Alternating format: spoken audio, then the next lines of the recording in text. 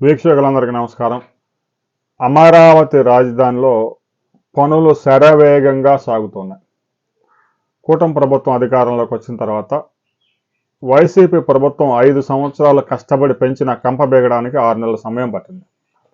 దాదాపు 32 కోట్ల రూపాయలు వ్యయం చేయాల్సి వచ్చింది. ఇక కూటమి ప్రభుత్వం అధికారంలోకి వచ్చిన మొదటి 6 నెలలు మొత్తం వర్షాలే కాబట్టి ఆ కంప బేగడం కూడా సాధ్యం కాలేదు.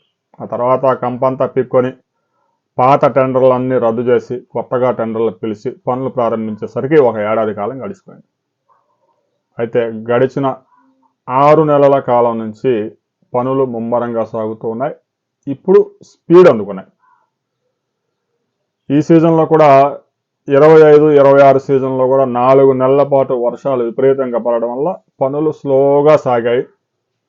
ఇక ఆగస్టు నుంచి పనులు వేగం పుంజుకున్నాయి.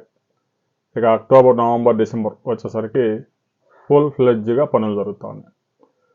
అయితే అమరావతి రాజధానిలో అసలు పనులు చేయడం లేదని ఆ నీలి మీడియాలో రాయడం ఒక పేజీలో, మరొక పేజీలో అమరావతి రాజధాని నిర్మాణ వ్యయాన్ని రోజు రోజుకు పెంచుతూ ఉన్నారు.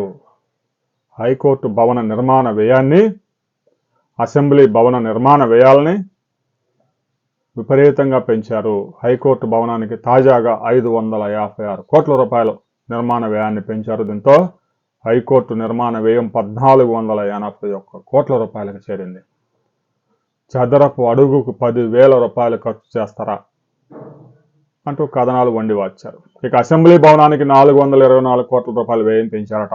దాంతో 1149 కోట్ల రూపాయలకు వ్యయం చేరిపోయింది. చదరపు అడుగుకి 7,000 రూపాయల పైగా ఖర్చు చేస్తూ ఉంది ప్రభుత్వం అని చెప్పేసి కథనాలు వండి వారుస్తున్నారు. మరొక వైపు వైసీపీ నాయకులు అమరావతి రాజధానిలో పనులు జరగడం లేదు, అమరావతి రాజధాని 100 సంవత్సరాలకు కూడా పూర్తి కాదు, 100 ఏళ్ళు పట్టొచ్చు అంటూ శీర్షికలు పెట్టి కథనాలు రాస్తున్నారు.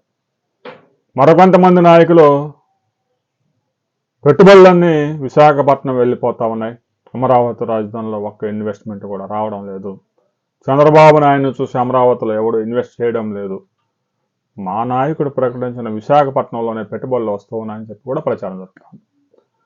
అమరావతి రాజధానిలో ట్రంక్ రోడ్ల నిర్మాణం శరవేగంగా సాగుతూ ఉంది. ఇప్పటికే చాలా ట్రంక్ రోడ్లు తార్ రోడ్లుగా మారాయి. రాబోయే 6 నెలల కాలంలో ట్రంక్ రోడ్ల నిర్మాణం 75% పూర్తి కాబోతోంది.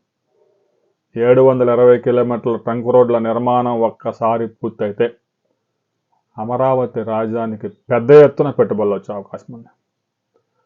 అమరావతిలో ఎలాంటి కాలుష్యం లేని పరిశ్రమలు తీసుకురావాలనే ప్రయత్నంలో ప్రభుత్వం ఉంది. ఐటీ కానీ, ఐటీఎస్ కానీ, కేంద్ర ప్రభుత్వ కార్యాలయాలు కానీ, ముఖ్యంగా ఆర్టిఫిషియల్ ఇంటెలిజెన్స్, క్వాంటమ్ కంప్యూటింగ్తో పాటు విద్య, వైద్య, పర్యాటక, క్రీడా నగరంగా అమరావతి రాజధానిని అభివృద్ధి చేయబోతా ఉన్నారు. ఇక పరిపాలన మొత్తం అమరావతి నుంచి కొనసాగుతుంది కాబట్టి ఇది పరిపాలనా నగరం, చట్టసభల నగరం కూడా అమరావతిని డెవలప్ చేయబోతున్నారు.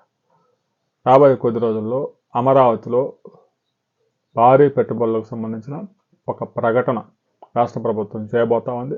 ఆ ప్రకటన వివరాలు అందిన తర్వాత మరిన్ని వివరాలతో మరో వీడియోలో మనం కలుసుకుందాం.